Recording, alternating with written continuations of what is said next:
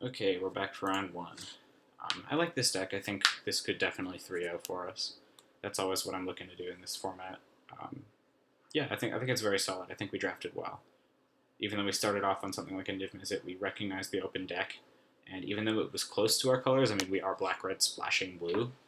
We could have easily been tempted into something like Grixis. We, stuck to our read of the table and just went with I think that was the most open. Um, yeah, I'm happy with how I drafted there, but we will see how it plays out in the games. We're on the play. That's always great with this deck. That looks like a keep to me.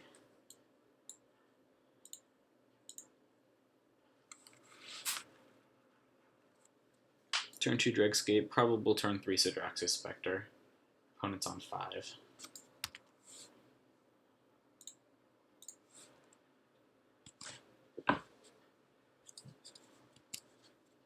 Yeah, we've got a lot of powerful cards in this hand. Alright, nice. We're looking good.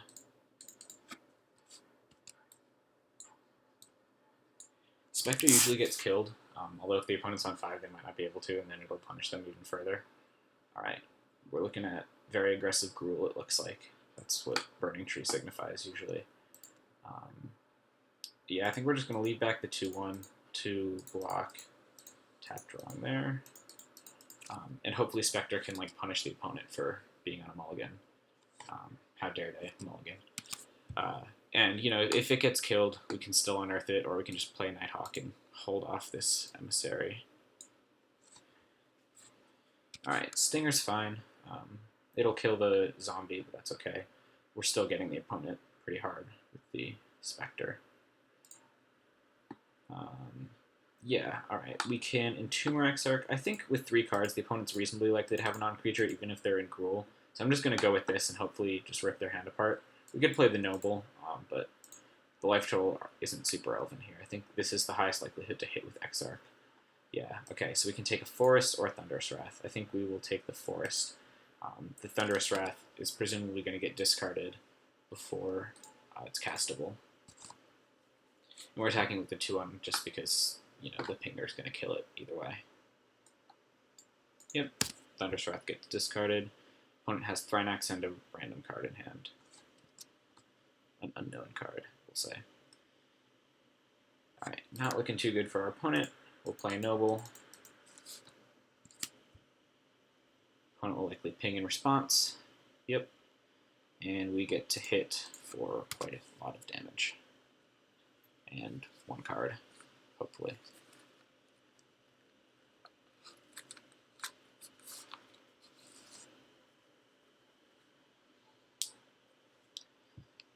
Hopefully something other than Thrynax is discarded, although I'm guessing it's Thrynax. Yeah. Alright, that was a pretty easy one. Opponent was on a Mullen, we had a great hand. We'll see if the other ones are harder. I don't think there's anything I want to bring in here. Actually, Henry Lancer seems good. I'm going to bring that in.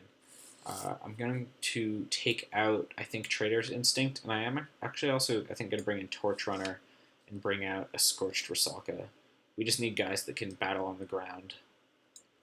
And Trader's Instinct is not going to be good if we're on the draw against an aggressive deck, although I'm leaving 1 in just because it's such a good card in our deck. It's good in the late game.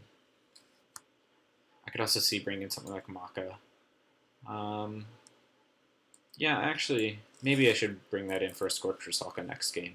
Although we will be on the draw, or on the play rather. So Rusalka is going to be better. This looks like a keep. This is a hand that could like very easily lose to a good draw by our Gruul or Jund opponent. But I don't think it's a mulligan, certainly. It's just a very powerful aggressive hand. Alright. We don't want to draw too many 1-drops. And hopefully this Goblin Guide doesn't give the opponent too many cards, although there's 1. Yeah, that's annoying. Okay, I think we hold off on the guide attack and just wait for Scorched Devil to like bring everybody in. This Tattlemunch Maniac is not going to trade for anything better than the guide, so we're fine where we are.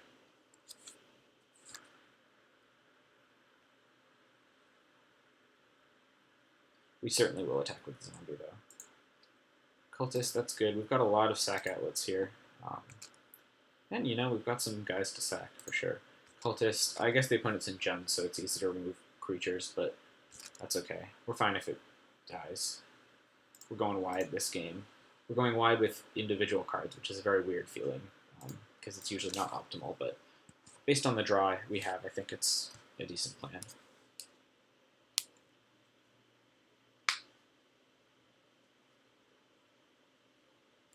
Alright, Cathari Bomber is going to be good here. We can't kill it in time with the Cultist, so it's going to make 2 1/1s, which is very good against our hand. I could play Necropolis here instead of the Cultist, but I think I'm just going to play the Cultist. And I think at this point, attacking...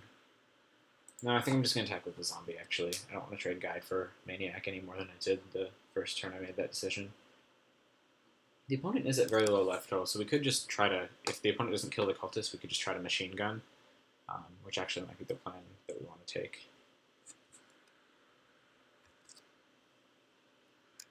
But yeah, this Bomber is very good. It basically shuts off our attacks on the ground from now on, presuming the opponent has like something else going on. Yeah, okay.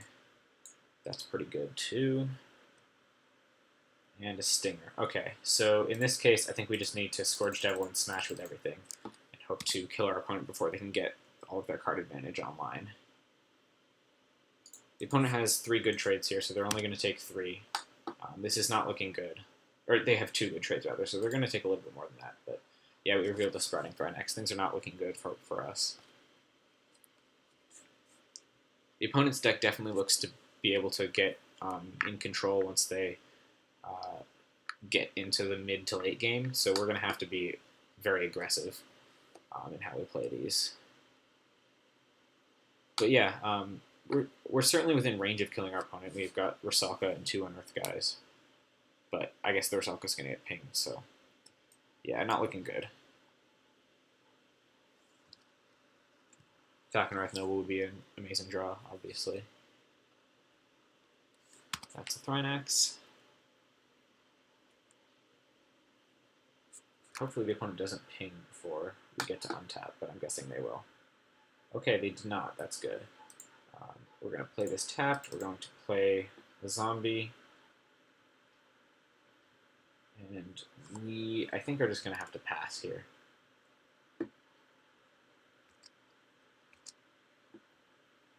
We're just going to sack Rusalka, Zombie, and Zombie here. Got to do it in the right order, though.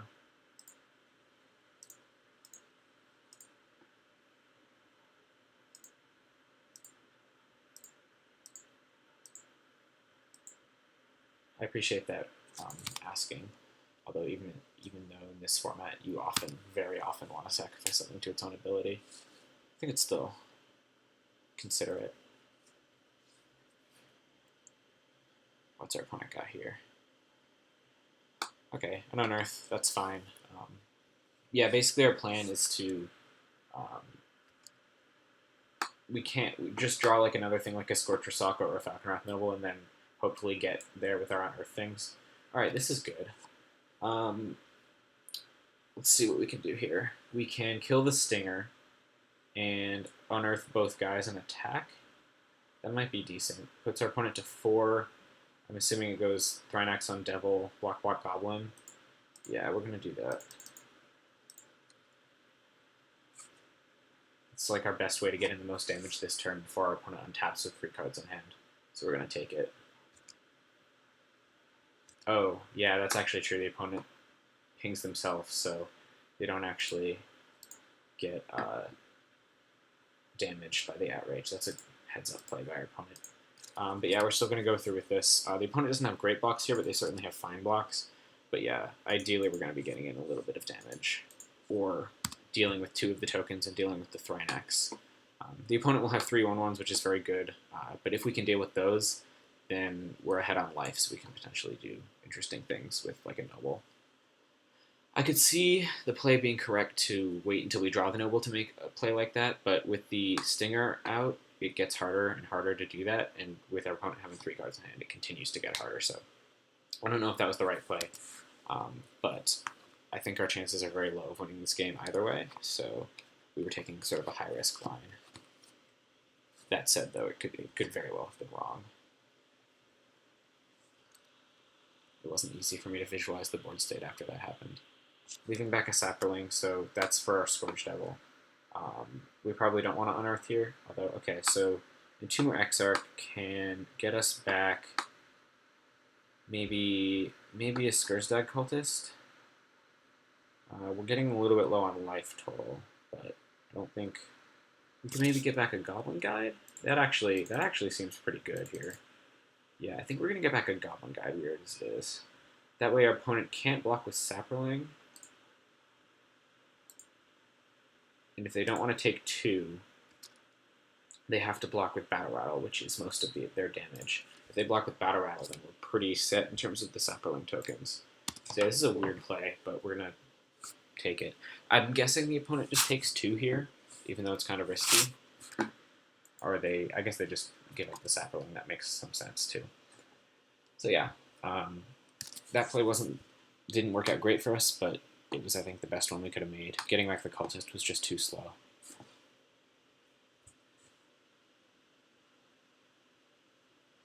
Splicer's very good here. We get hit for 3, and we hope to draw something great, even though we don't have much of that in our deck.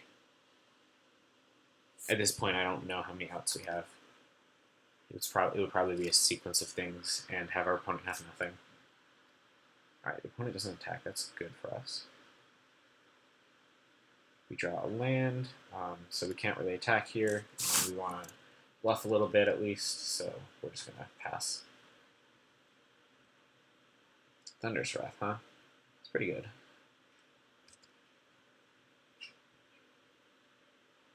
Yeah, the opponent being 3 colors sort of had more power level in their deck. I mean, we're sort of 3 colors, but really 2 with a splash. Our deck is more consistent, but yeah, this kind of deck is like the Vithian Stinger and stuff like that is very good against Spike Jester and all that, and you know, stuff like Surrounding Thrynax is also very good. I think we got pretty lucky with our opponent mulliganing so much game 1, because I think this is probably not a great matchup for us. Alright, so what are the blocks here? Presumably this, although then we take 7, so we can't do that, so we have to do this. We could also switch and go like this. 5, 6, 7. We're still taking 7. We have to block the 5-3, don't we? Yeah, I'm done. Okay, so we have to block the 5-3, in which case I think killing the Vital Splicer and leaving the Battle Rattle is going to be the play, just because that leaves us with our 2-2. Yeah, but not looking good.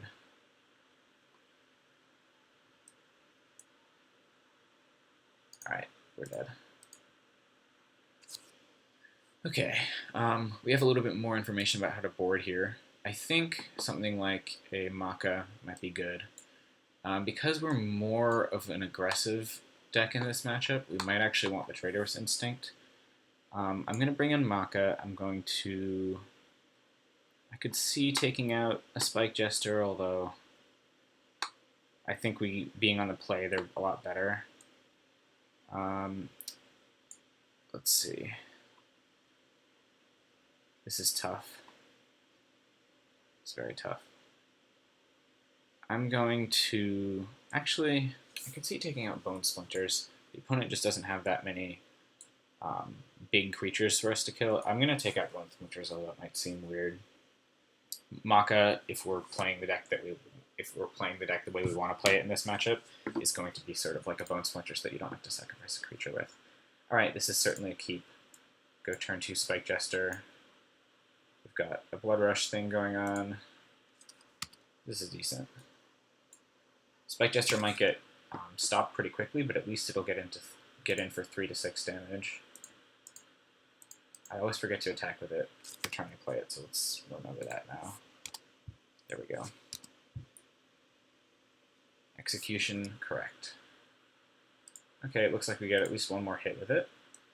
And we get to play our Sidraxis Spectre.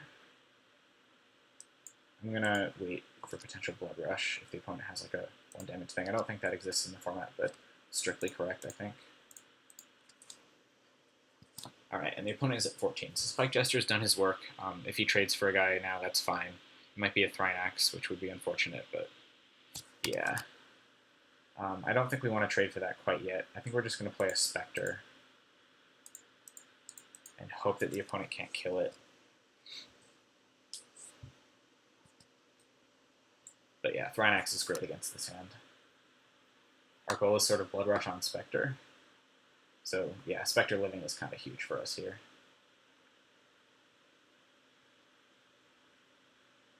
And it looks like it is for this turn at least.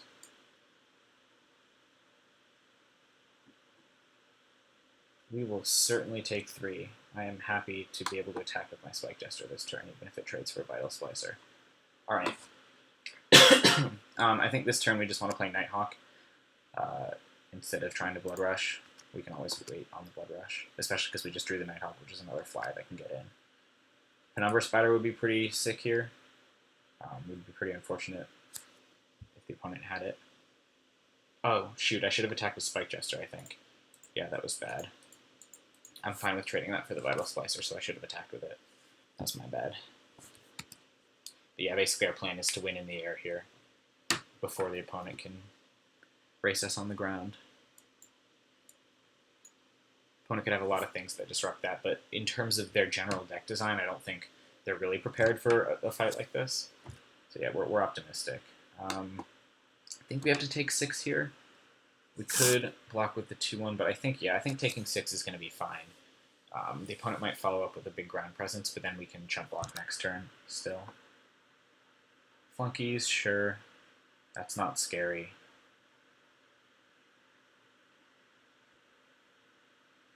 Three, 4, 5, 6, 7, 8, 9, 10, 11. So technically, if the opponent taps out and we draw a red. No, okay, Molten Rain, that's awkward. Okay, here I think our plan is going to be attack with both of these, Blood Rush on Nighthawk, and then next turn go for the win with 2 flyers and a Blood Rusher attacking. This is 8, yeah, and we're going up to 14, and hopefully we can survive this turn on the ground with 2 chump blockers. The opponent has the Scourge Devil, which we should pay attention to, but I think we're going to be able to survive from 14 life and 2 chump blockers. And then the opponent is dead in the air, hopefully. This is a close game. We could easily lose. Alright, that's an Anthem, that's big. Land and Scourge Devil might do it. I haven't done the math. I don't think it would, actually. No, it actually, I think, would. So yeah, luckily the opponent didn't have that.